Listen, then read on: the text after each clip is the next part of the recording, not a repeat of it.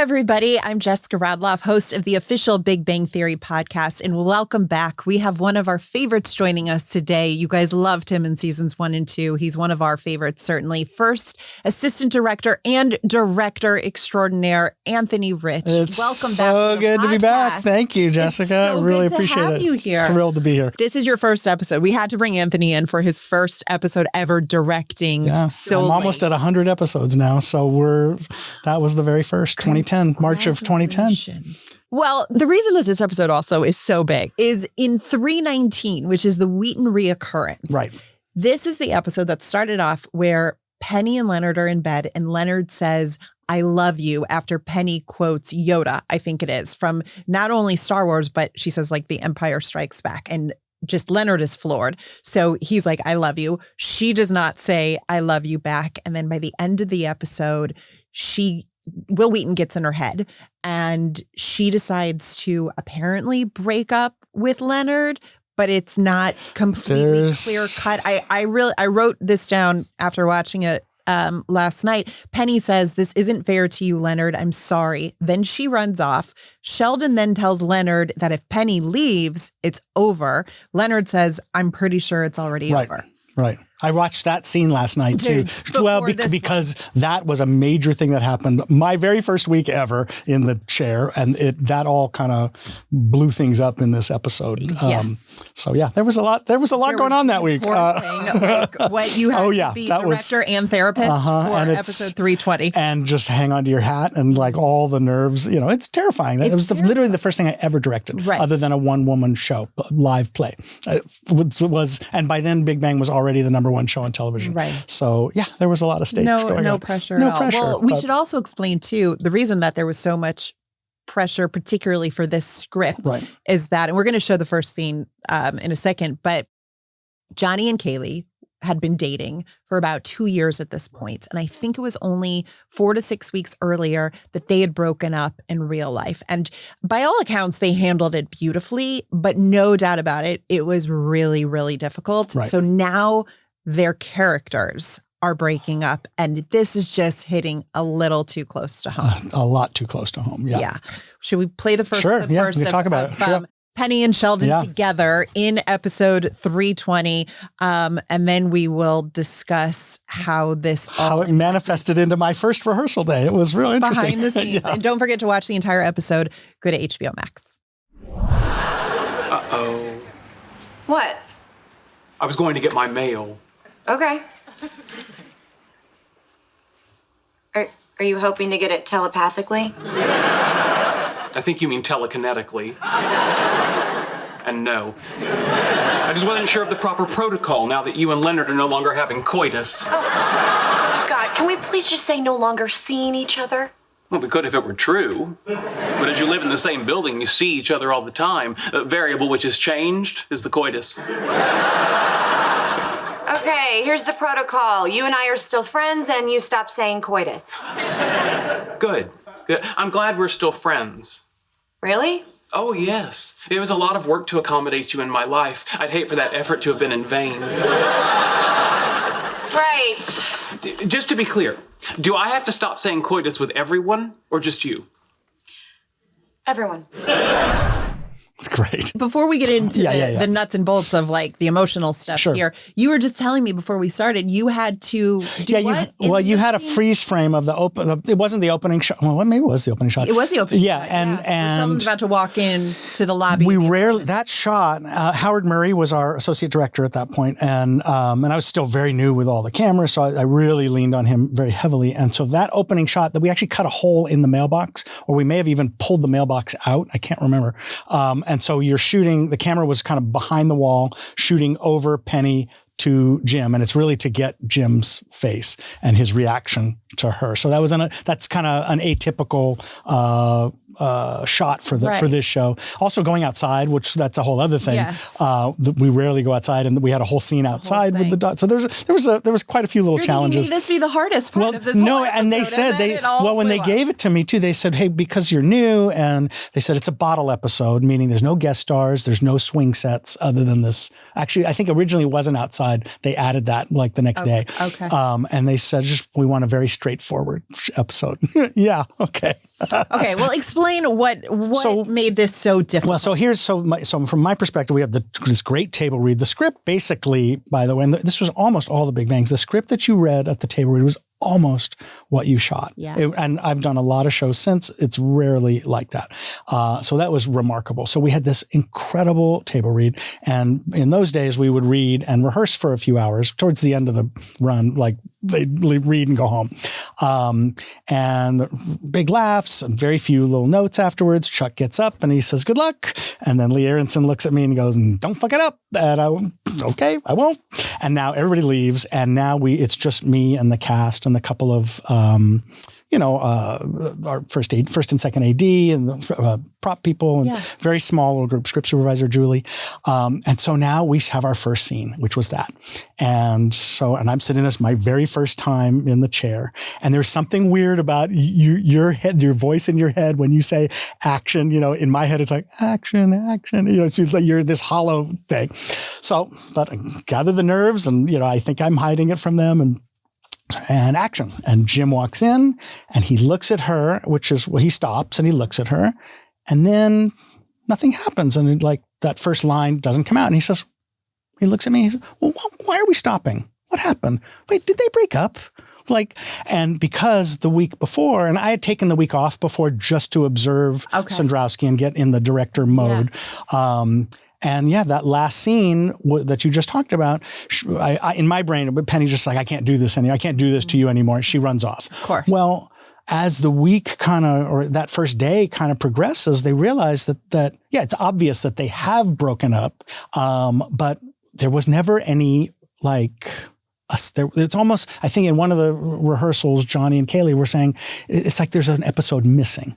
And because it's, for actors who have to track their storylines, wait, what actually happened? There's nothing to hang your hat on. Yeah. And we know she stormed off. We know Leonard says, I think it means, but we're over. What was there ever? What was that? And so now we've come after the fact, and no one really knew how to process that, And so in my brain too, I'm mostly thinking of the technical things and how the staging and all that, and obviously character and story. And my father was a television director as well, and did some really iconic shows. But his advice to me too was, he says, never make up something. And he says, and if you don't have the answer to something, I don't know is a perfectly good answer. Mm-hmm. Let's figure this out together. So, I wasn't going to pretend they were right. There really wasn't an episode. Yeah. Did that affect this episode? No. I mean, the audience gets it. Right. But for actors that are tracking something, that's really hard. What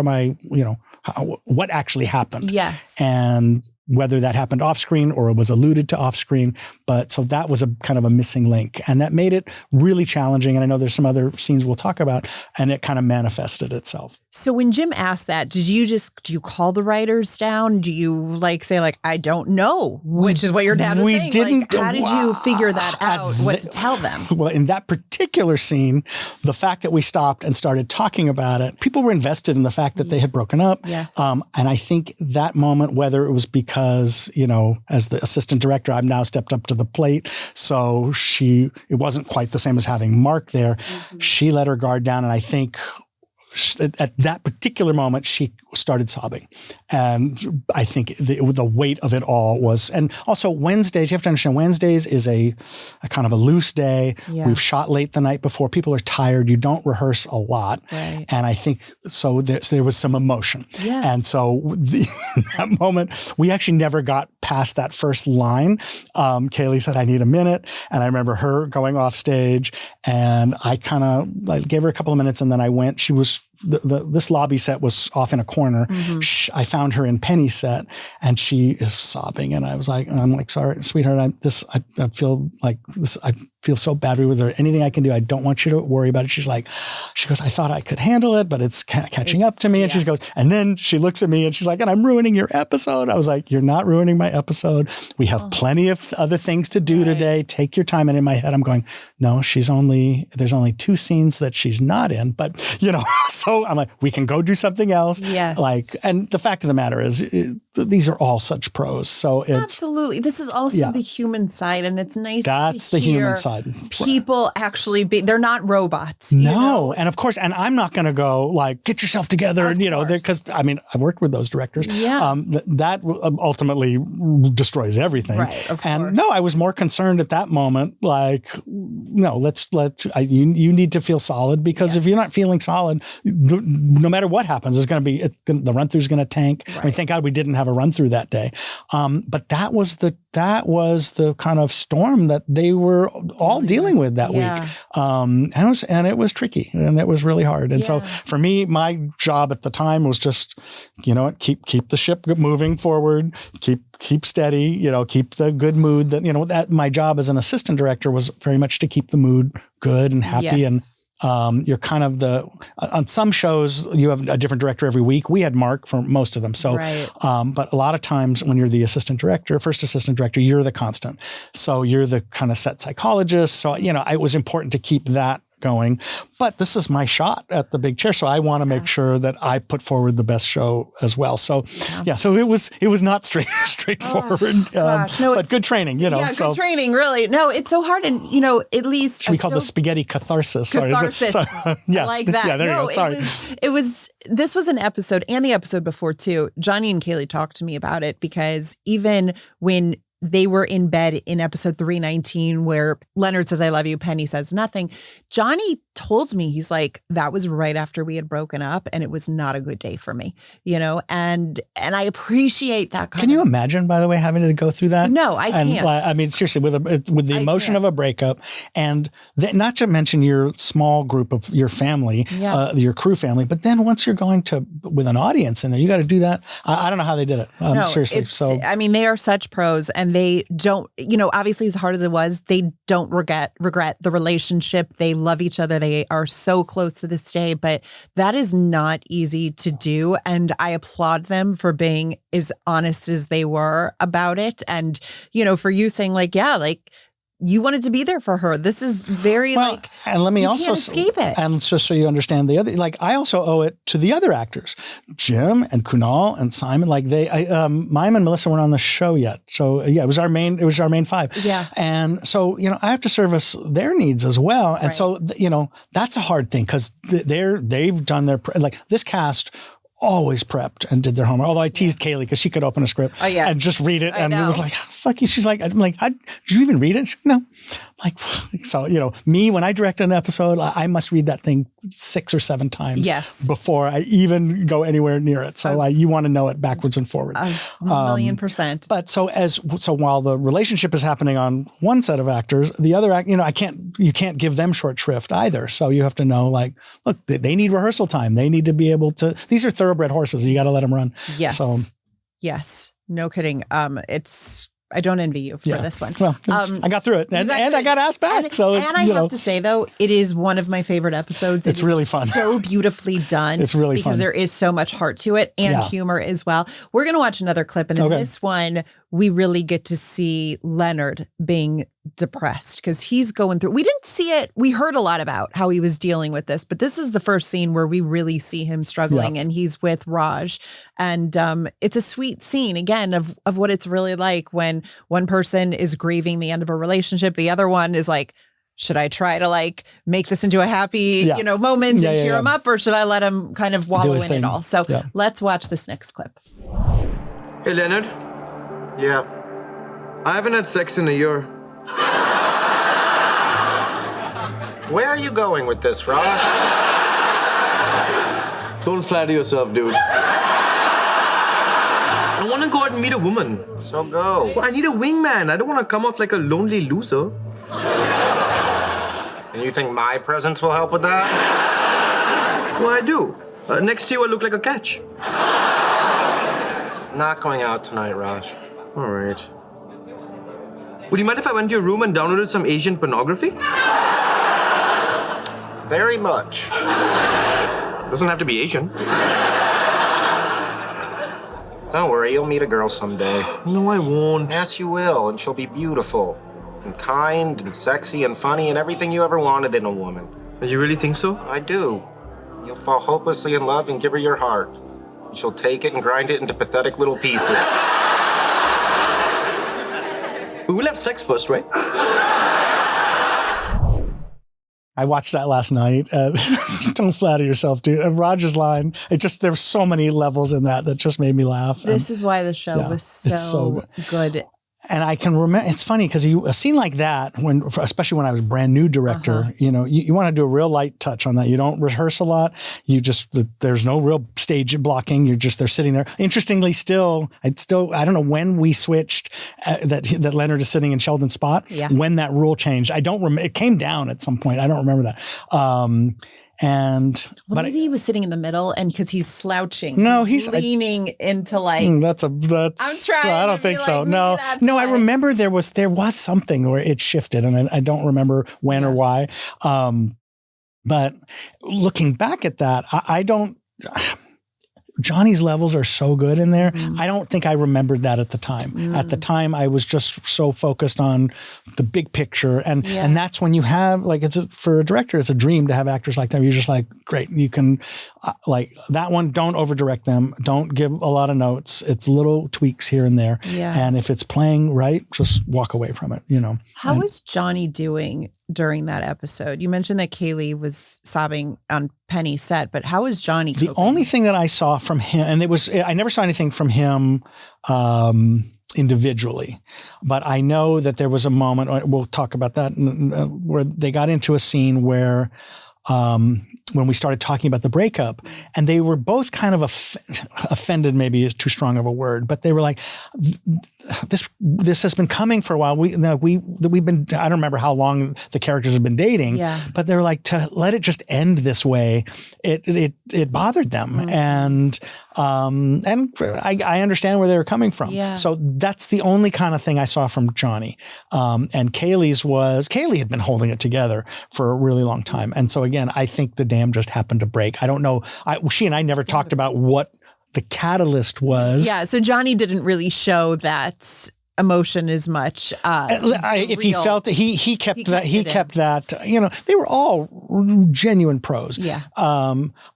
Just a handful of times in people's lives when things would kind of bubble to the surface and somebody might say, can I have 5 to step away or things like that. Yes. I know I was directing How I Met Your Father when I found out Leslie Jordan died, and I had been doing Call Me Kat, and I know when things like that happen, the first instinct is like, you have to put all that down. And I remember I took about 2 minutes just to walk away. Yeah. So just give me 2 minutes. And then, but there's just no time. No, there's not a lot of time. And it's like, you always hear the show must go on. The show must go on. But it's really hard to do. You have to be human first though. And when you can't force somebody when they're in distress like that. No. Anyway, so. No, that's why this episode too is so beautiful, because you get to sit with those moments of sadness that we don't often get to see. And I think fans needed an episode like that also to kind of mourn the Penny and Leonard, because I was even talking to Steve Millar about this, because he joined us at the beginning when they became official and he got back from the Arctic. And, we were saying it's very unusual that when they officially got together, they stayed together for 19 episodes. And I didn't realize. And Rachel never stayed together for 19 episodes right at the top of it. So they were together for quite a long time in the TV world of it all. And then, of course, this breakup happens, and it just happens to coincide with the end of the real life relationship. And, I understand the missing episodes. I mean, I'm not a TV writer. That's the hardest thing in the world. I can't even imagine it. But to do a real sad breakup, you don't want to do a very special episode. Of course. People don't want to watch that. They're here to laugh. So I understand why they would want to let's move on. Yeah. Let's get to the after effect. So I understood where they was coming from. So it was a very interesting balancing act between the script and the actors. Johnny and Kaley did not share a scene at all until, I don't want to say the very end of the episode, but it was at least 2 2/3 of the way through when they finally Is that the laundry room? in the Yeah, laundry right, room when we right. see Penny and Leonard meet up there, and it's such a funny scene because it's it's the divorced parents, and it's obvious what it is. I know the way that their relationship kind of evolved into before they eventually get back together later on, but when they evolved, like Sheldon is our son and we need to co-parent him the best way that we can. So creepy in the best way, right? Yes. And actually, that's the scene when we got on that first Wednesday when we got into. Or no, it would have been Thursday because I remember that we did have a run through that day. That's where they got upset, and they were like, that's when we started talking that there's an episode missing and what really happened and why aren't they giving the relationship? And that's where I'm not going to bullshit them at all. No. So I wasn't going to try and make up something and say, well, they're going to do this. Of course. Let's just all talk it out. And, Chuck is amazing. When he came down to the run through, they talked it out and they said, let's just do it and see what happens. And the final is hysterical. So well, let's watch the clip of them first encountering each other in the laundry room. And then I want to hear how that transpired with the conversation. Oh, I can come back. Don't be silly. We're neighbors. We're gonna run into each other. May as well get used to it. Yeah, I guess you're right.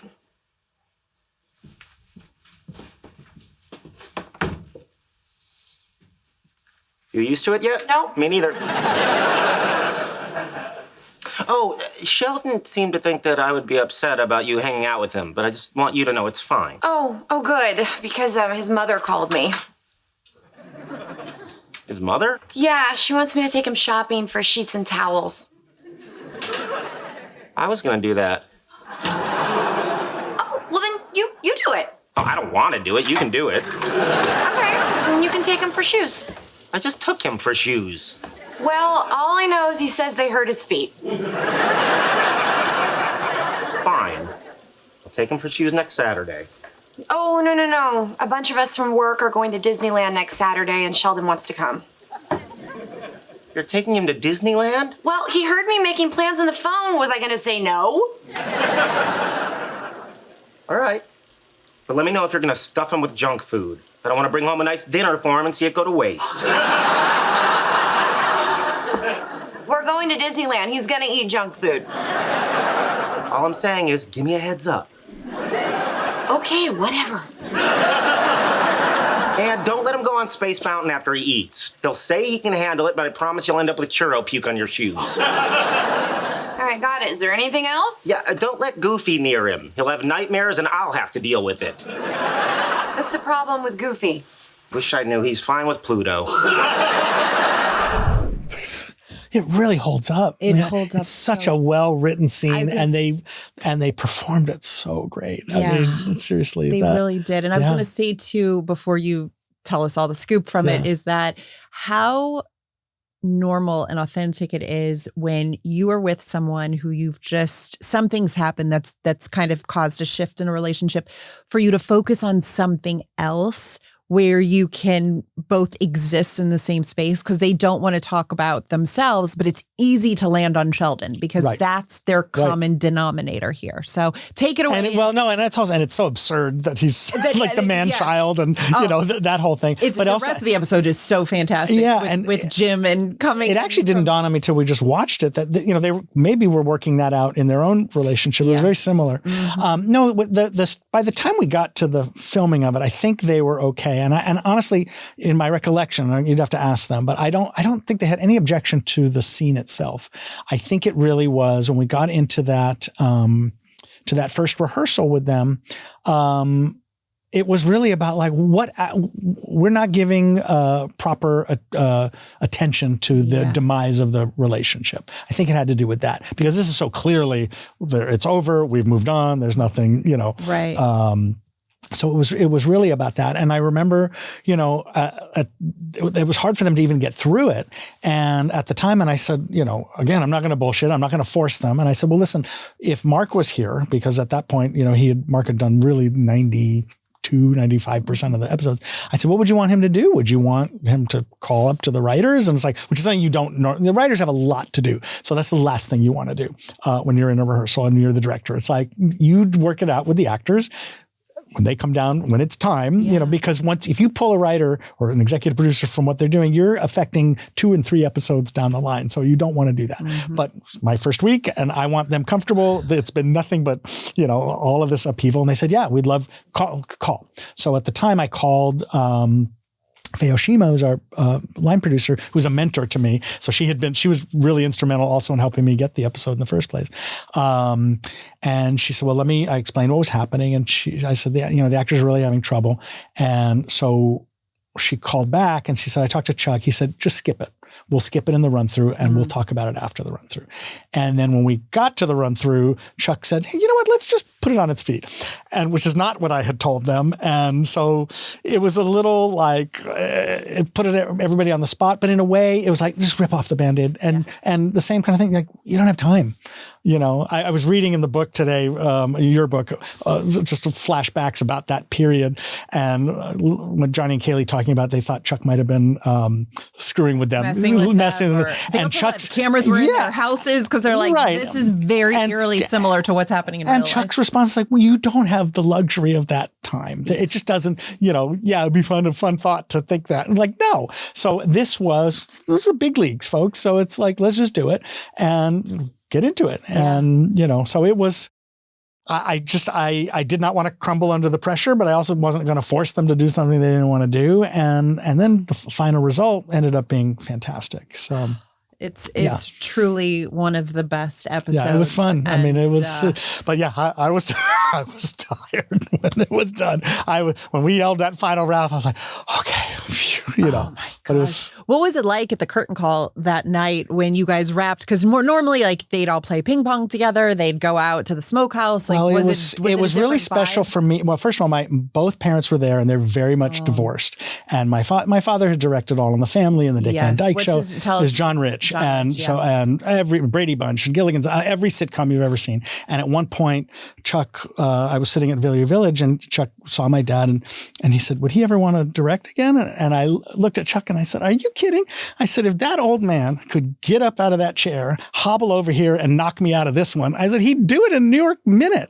And I told my dad that later, and he goes, "Of course I would." And he said, "It'd be against my nature otherwise." So, Hollywood's a Shark Tank. So just, we had to get used to it. The stories you have, I can't wait. Well, the book, you have a book that's I do have a book it is fascinating. The pictures, the stories. Yeah.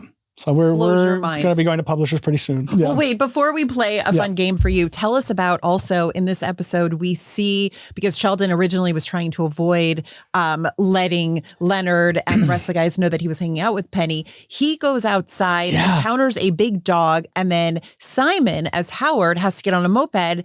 And there was some drama. Yeah, first of all, the interesting thing about the outside, I don't think they had ever planned to have an outside, so they have this weird, if you look at the door from the inside, there's this weird low planter, right? And that's to hide the fact that the backdrop was fake. Well, so that means when you actually go outside and you see them walking out, you need to match what's inside. Yes. And I was trying to wrap my head around it, and I had sketched this weird looking thing. And then when we did our scout, John Schaffner came out and he had sketched basically the same thing. And I was like, and John Schaffner's been around forever and he's amazing. And I was like, oh, good, I'm thinking in the right terms. And so Simon does not ride a moped. I don't ride a moped. And one of my dad's rules too is like, never ask an actor to do something you're not willing to do yourself. And so I was like, well, I'm not riding on that moped. And if you watch the scene, the moped maybe goes 2 feet out of frame. He gets on it.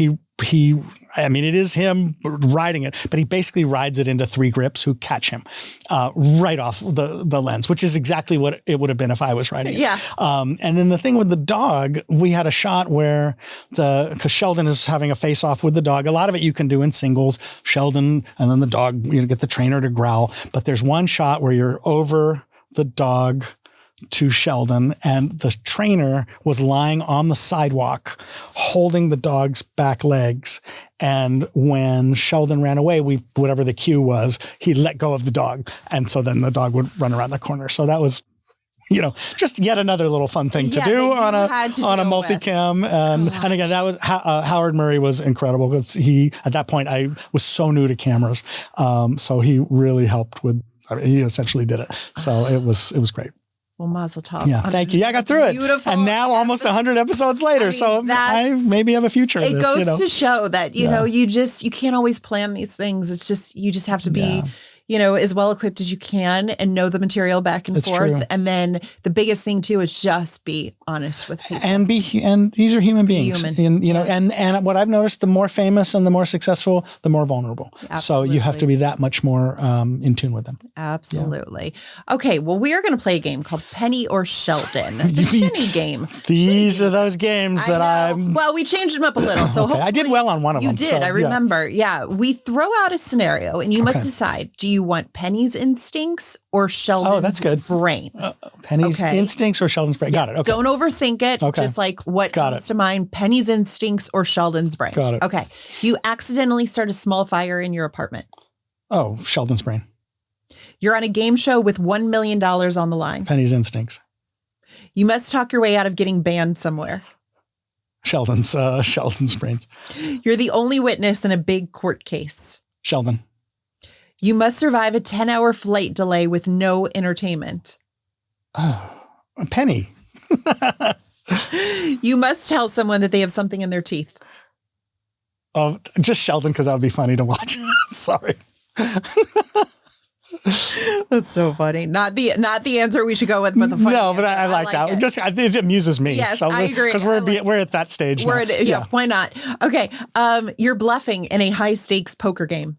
Penny. You must comfort a crying stranger. Yeah, Penny. Penny. You're running late and need to skip a long line. Ooh, that's an interesting one. I think Sheldon, actually. Really? Yeah, I think so. I think I would. Okay. You must give a TED Talk on a topic you barely understand. Well, Penny. Of course. You are stuck in an elevator with strangers for 2 hours. Oh. Penny. I would love to watch Sheldon. Yeah, I would like to. I but agree with you. Well, only if you want to put them all to sleep. I think that's exactly. Okay, you're directing a scene that's completely falling apart. Oh, my goodness. Oh, Penny. That'll be totally Penny. I love that. Yeah. Oh, great. 100%. You did great on this. There we go. Game. There's no yes or no, so there's no way to... It's so fantastic. Yeah. Well, you're going to come back and join us for your second episode directing in season 4, which is another one of my absolute That was a great episode, too. Really favorites. Funny. Really funny. The love card displacement. So we're gonna have you back for that. Cool. But thank you as always. Thank you. Congrats on more episodes, seasons. Thank you. And hope it goes for 12. So do I. There's a lot of fun things. That is a perfect segue, Anthony Rich. Thank you for joining us for today's official Big Bang Theory podcast. Of course, you can watch all of the podcast episodes that we've done on HBO Max or listen wherever you get your podcasts. And then every episode of The Big Bang Theory is streaming on HBO Max. So go back and watch it because obviously there's so much stuff to get to and Easter eggs you just didn't know about it. So thank you for joining us. And Anthony, thank you for being here. Thank you.